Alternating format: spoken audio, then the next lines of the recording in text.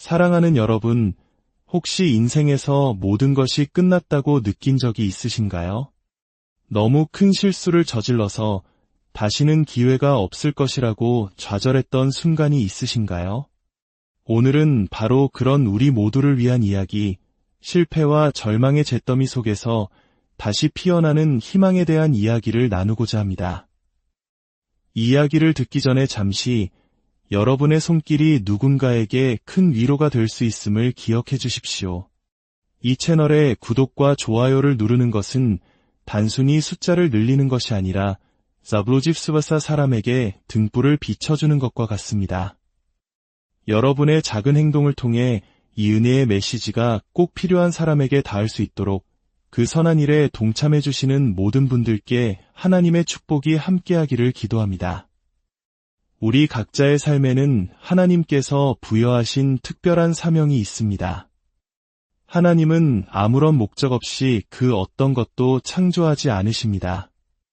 길가에 핀 작은 들꽃 한 송이, 발에 채이는 돌멩이 하나, 하늘을 나는 새 한 마리에게도 저마다의 목적이 있듯 지금 이 순간 숨을 쉬고 있는 당신의 삶에는 분명한 목적과 사명이 존재합니다. 우리는 그저 이 땅에 태어나 돈을 벌고 은퇴하고 죽기 위해 존재하는 것이 아닙니다. 단순히 공간을 차지하고 자원을 소비하다 사라지는 존재가 아닙니다. 하나님은 우리 각자를 위한 놀라운 계획, 즉 인생의 사명을 가지고 계십니다. 오늘 우리는 성경 속 한 인물, 요나 선지자의 삶을 통해 우리 인생의 사명이 어떻게 드러나는지 살펴보고자 합니다. 요나서는 구약 성경에 나오는 단 4장짜리의 짧은 책이지만 그 안에는 깊은 통찰이 담겨 있습니다. 흥미롭게도 요나는 자신의 사명 앞에서 도망쳤던 인물입니다. 하지만 그의 실패와 실수를 통해 우리는 더 큰 교훈을 얻을 수 있습니다. 요나서 1장에서 우리는 하나님의 사명을 거부하고 도망치는 요나의 모습을 보았습니다. 인생의 사명에서 도망칠 때 우리의 삶뿐만 아니라 주변 사람들의 삶에도 거친 풍랑이 일어난다는 것을 배웠습니다. 요나서 2장에서는 깊은 바닷속, 거대한 물고기 뱃속에서 절망의 끝에 다다른 요나가 마침내 회개하고 하나님께로 돌아오는 장면을 목격했습니다. 인생의 밑바닥에 도달했을 때 우리가 무엇을 해야 하는지에 대한 깊은 울림을 느꼈습니다. 그리고 오늘 우리는 요나서 3장에 이르렀습니다. 하나님과 함께 다시 시작하여 그분의 사명을 향해 달려가는 요나의 이야기입니다. 바로 2번째 기회를 얻었을 때 어떤 일이 일어나는지에 대한 이야기입니다. 지난 이야기의 마지막, 하나님께서 요나를 위해 특별히 준비하신 거대한 물고기는 그를 육지에 토해냈습니다. 그리고 요나서 3장 1절은 성경에서 가장 중요한 구절 중 하나로 시작됩니다. 여호와의 말씀이 2번째로 요나에게 임하니라. 2번째로. 이 단어에 동그라미를 쳐보십시오. 그렇습니다. 우리 하나님은 2번째 기회의 하나님이십니다.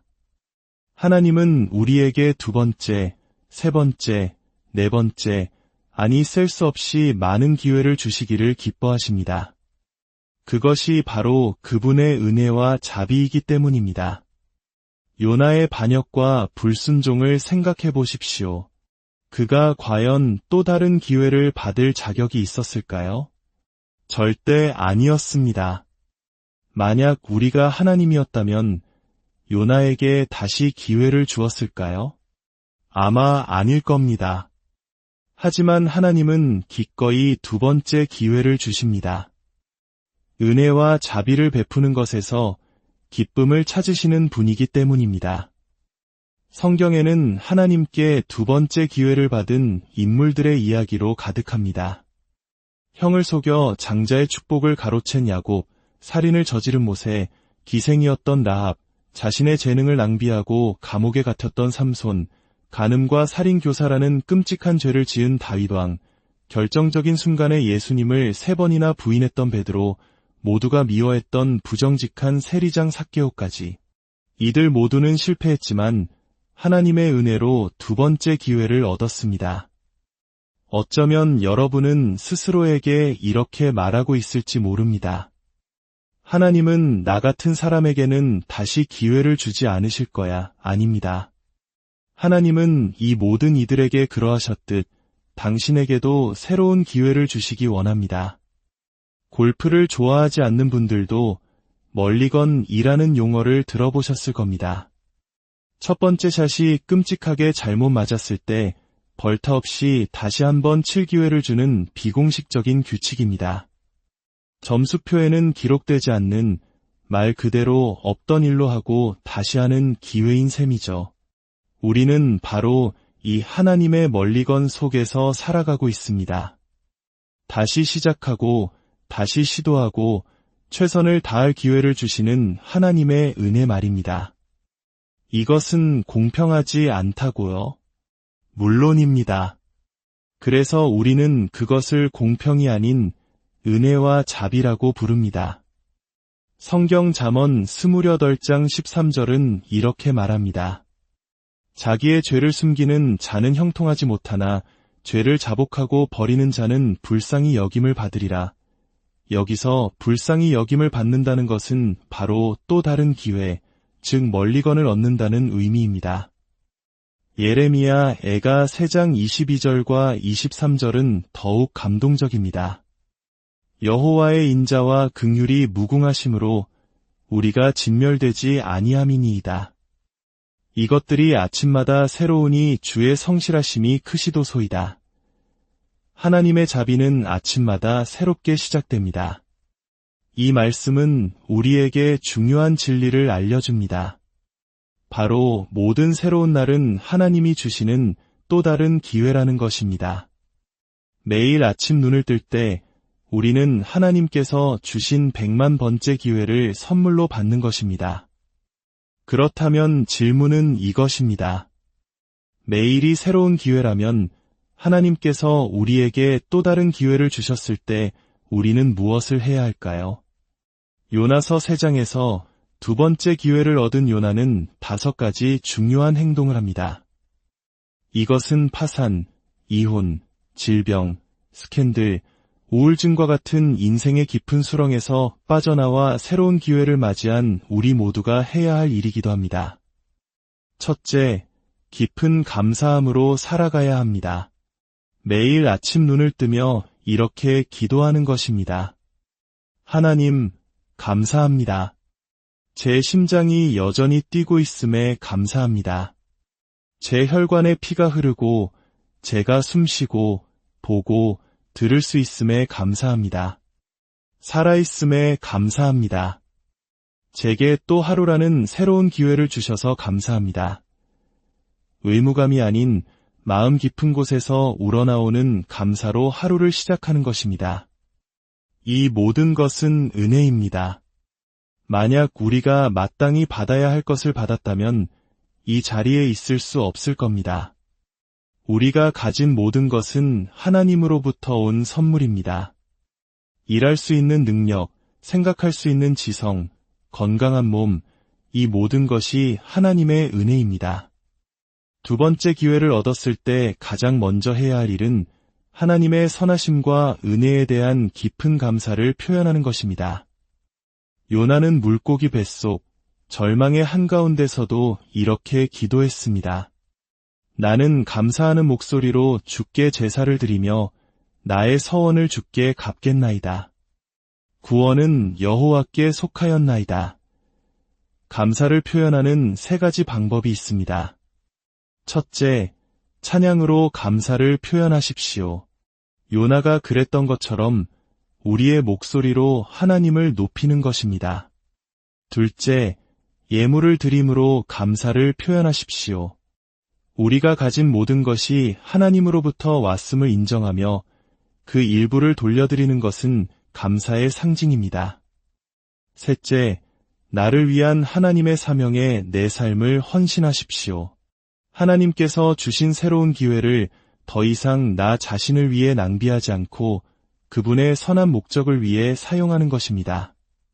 둘째, 나의 사명을 최우선으로 삼아야 합니다. 하나님께서 두 번째 기회를 주신 것은 이기적인 삶을 계속하라고 주신 것이 아닙니다. 이제는 내 삶의 초점을 나에게서 하나님으로 옮겨야 합니다. 하나님께서 내게 주신 인생의 사명을 삶의 가장 중요한 우선순위로 삼는 것입니다. 과거에 어떤 실패를 겪었든 그것은 중요하지 않습니다. 당신이 겪은 환경이 당신을 변화시켰을지는 몰라도 당신을 향한 하나님의 사명 자체를 바꾸지는 못했습니다. 당신이 태어나기 전부터 하나님께서 계획하신 당신의 인생 사명은 여전히 유효합니다. 로마서 11장 29절은 말합니다. 하나님의 은사와 부르심에는 후회하심이 없느니라. 당신의 죄나 실수가 당신을 향한 하나님의 부르심을 취소시킬 수 없습니다. 셋째, 지체하지 말고 즉시 순종해야 합니다. 하나님께서 두 번째 기회를 주셨을 때 더 이상 꾸물거릴 시간이 없습니다. 나중에 할게요. 이것부터 먼저 하고요. 라는 변명은 통하지 않습니다. 요나서 3장 3절을 보십시오. 요나가 여호와의 말씀대로 일어나 니느웨로 가니라. 이번에는 즉시 순종했습니다. 아마 그는 해변에 토해지자마자 니느웨를 향해 전력 질주했을 것입니다. 잃어버린 시간을 만회하고 싶었을 테니까요. 기억하십시오. 지체된 순종은 불순종입니다. 하나님께서 당신에게 하라고 말씀하신 것들 중 여전히 미루고 있는 것은 무엇입니까? 오늘 즉시 순종하기로 결단하십시오. 넷째, 다른 이들에게 경고할 책임을 받아들여야 합니다. 이것은 우리 사명의 중요한 부분입니다. 사랑하기 때문에 경고하는 것입니다. 요나는 니느웨 성에 들어가 외쳤습니다. 40일이 지나면 니느웨가 무너지리라. 이것은 인기 없는 메시지였습니다. 하지만 사랑은 때로 불편한 진실을 말해야 합니다. 만약 눈앞에 다리가 끊어진 것을 아는데 그곳을 향해 달려가는 친구에게 아무 말도 하지 않는다면 그것은 사랑이 아니라 증오입니다. 요나는 이 일을 마지못해 아무런 사랑이나 연민 없이 해치웠습니다. 그의 설교는 단 7단어에 불과했습니다. 40일 후 니느웨 멸망, 그는 최소한의 의무만 다한 것입니다.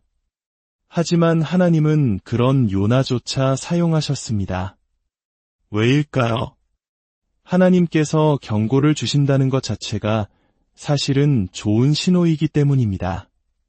그것은 하나님께서 아직 기회를 주고 싶어 하신다는 의미입니다. 만약 심판만이 목적이었다면 경고조차 하지 않으셨을 것입니다. 경찰관이 딱지를 떼는 대신 이번 한 번만 경고입니다. 라고 말할 때 우리가 안도하는 것처럼 하나님의 경고는 심판을 피할 기회가 아직 남아있다는 자비의 신호입니다. 성경은 우리에게 서로 사랑으로 경고하라고 가르칩니다. 당신이 사랑하는 가족, 친구, 동료가 어리석은 결정으로 벼랑 끝으로 걸어가고 있을 때 사랑하기에 경고해야 할 책임이 우리에게 있습니다. 다섯째, 하나님께서 나를 사용하실 것을 기대해야 합니다. 하나님께서 당신을 여전히 살려두시는 이유는 당신을 사용하기 원하시기 때문입니다.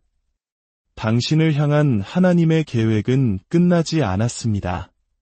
당신이 어떤 과거를 가졌든 상관없습니다. 하나님은 완벽한 사람이 아니라 요나처럼 연약하고 실수투성이인 평범한 사람들을 통해 일하십니다. 요나는 하나님께서 자신을 사용하실 것을 알았기에 오히려 기분이 상했습니다. 그는 니느웨 사람들이 회개하고 용서받는 것을 원치 않았기 때문입니다. 하지만 그의 마음과 상관없이 놀라운 일이 일어났습니다. 요나의 마음 없는 7단어짜리 설교에 당시 세계에서 가장 크고 교만했던 도시 니느웨 전체가 반응했습니다. 니느웨 사람들이 하나님을 믿고 왕부터 가장 낮은 자에 이르기까지 모두 굵은 베옷을 입고 겸손히 회개했습니다. 왕은 조서를 내려 모든 백성과 짐승까지 금식하며 하나님께 부르짖으라고 명했습니다. 그들은 악한 길에서 돌이켰고 폭력을 멈췄습니다. 이것은 물고기가 요나를 삼킨 것보다 더 큰 기적입니다. 어떻게 이런 일이 가능했을까요? 하나님께서 고통을 통해 그들의 마음을 미리 준비시키셨기 때문입니다.